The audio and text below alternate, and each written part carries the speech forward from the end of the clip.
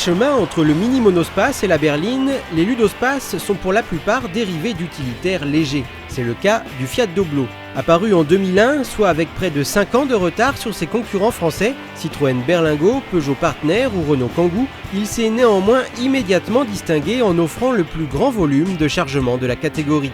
Fin 2005, pour ses 4 ans, le Doblo s'est offert un lifting salvateur. À l'intérieur par exemple, là où la version d'origine laissait apparaître tôle et peinture, le Doblo relifté reçoit de vrais habillages de porte, le revêtement couvre désormais l'ensemble de l'habitacle et l'ambiance générale ferait presque oublier que nous sommes dans un dérivé d'utilitaire. Le tableau de bord est sobre mais agréable, les plastiques durs sont de qualité inégale et la position de conduite légèrement surélevée est plutôt bonne avec une excellente prise en main du levier de vitesse placé en hauteur.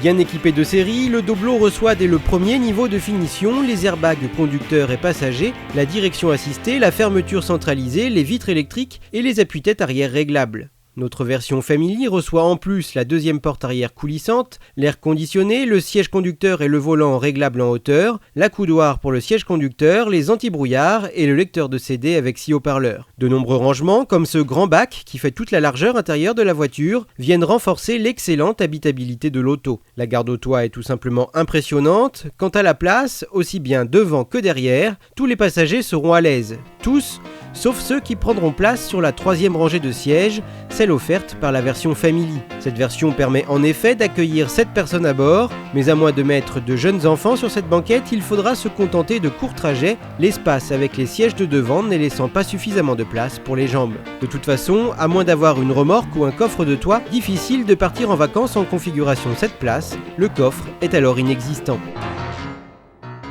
La modularité n'est pas non plus le fort de ce Doblo, certes les places arrière latérales se replient mais pas la centrale. Quant à la 3e rangée, elle se replie elle aussi très facilement pour dégager un important volume de coffre. L'enlever est déjà plus difficile, elle pèse son poids. Quant à la remettre, on n'est pas loin du défi.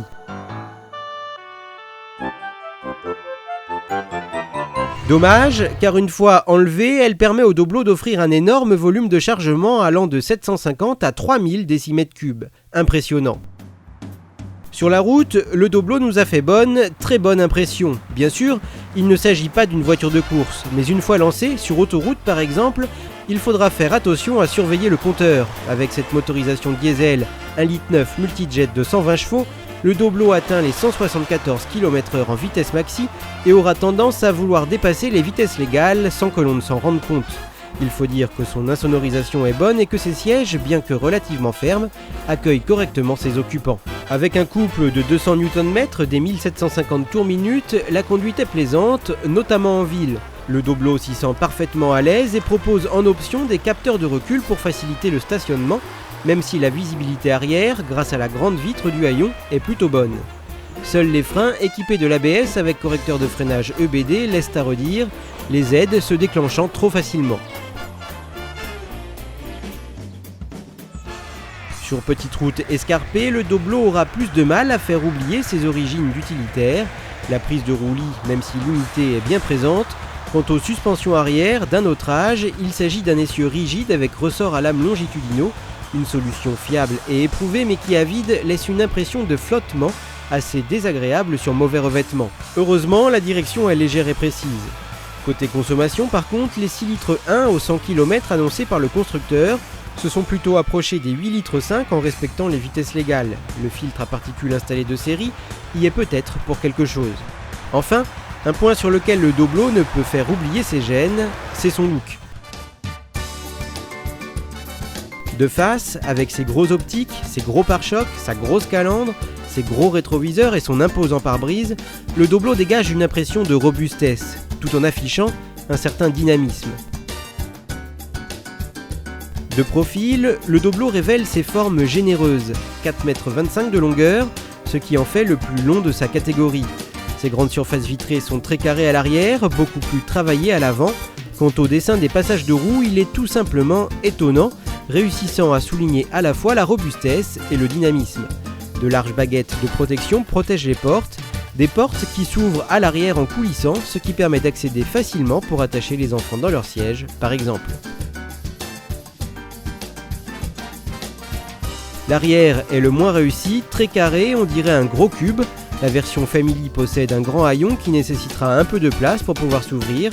Le seuil de chargement très bas se révélera lui très pratique. Au final, le Doblo est une bonne alternative aux petits monospaces et autres breaks. Son volume de chargement est tout simplement énorme, à condition de ne pas prendre notre version Family. Disponible en 4 motorisations, une essence et 3 diesel, et 4 niveaux de finition, le Doblo est accessible à partir de 12 200 €. Notre version diesel 1,9 litre multijet de 120 chevaux et 7 places étant commercialisée 17 900 €. Voiture à vocation familiale, le Doblo saura faire oublier son côté utilitaire à condition de rouler en bon père de famille. Les vacances ou pique-niques deviendront une vraie partie de plaisir, les ludospaces ne réchignant pas à sortir des chemins battus. Reste le look, mais ça, c'est une histoire de goût.